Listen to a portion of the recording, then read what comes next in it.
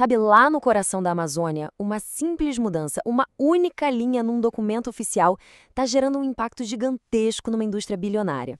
Hoje a gente vai desvendar como um cálculo que parece simples pode, na verdade, decidir o futuro de madeiras preciosas como o ipê e o cumaru. Parece um erro bobo, né? Mas é aqui que a gente vai ver como essa pequena confusão matemática está gerando um verdadeiro efeito dominó, com consequências gigantescas tanto para a floresta quanto para a economia. A resposta para isso é bem surpreendente e está escondida, sabe, nos detalhes do processo. Para entender o que está acontecendo, a gente precisa mudar um pouco a nossa perspectiva. A nova regra não é sobre o ato de cortar a madeira em si, mas sobre como se deve planejar a exploração. É, na verdade, uma mudança de mentalidade, que começa muito, mas muito antes da primeira motosserra ser ligada lá na floresta.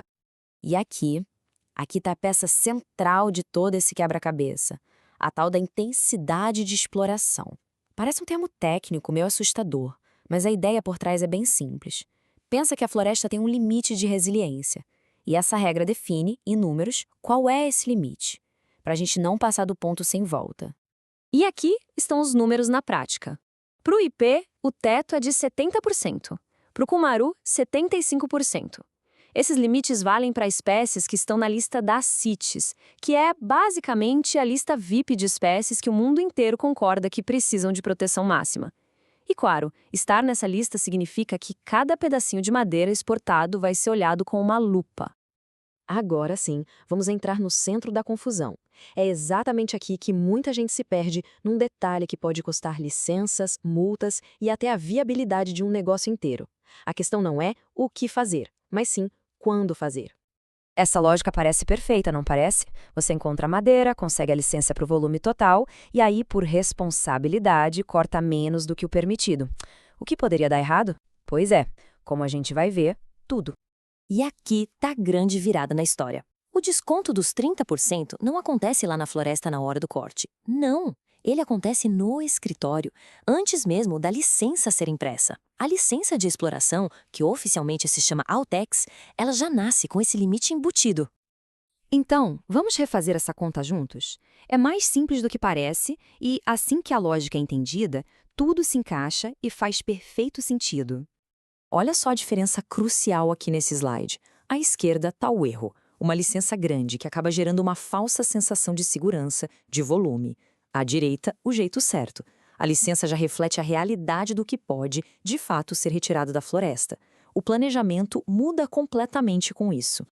Vamos usar o mesmo exemplo de antes, ok? O inventário florestal foi lá e identificou 1.430 metros cúbicos de ipê que são comercialmente viáveis naquela área. Esse é o nosso ponto de partida. É o volume total que a natureza oferece e é exatamente aqui que a regra das CITES entra em campo. O IBAMA não vai aprovar uma licença de exploração à Autex para os 1.430 metros cúbicos. Em vez disso, a conta é feita lá na origem, ou seja, a licença já nasce autorizando um teto de 1.000 metros cúbicos. Tá, e o que acontece com o resto? E aqueles 430 metros cúbicos? Eles não ficam como um saldo para ser usado depois? De jeito nenhum. Eles se tornam o que a lei chama de garantia biológica.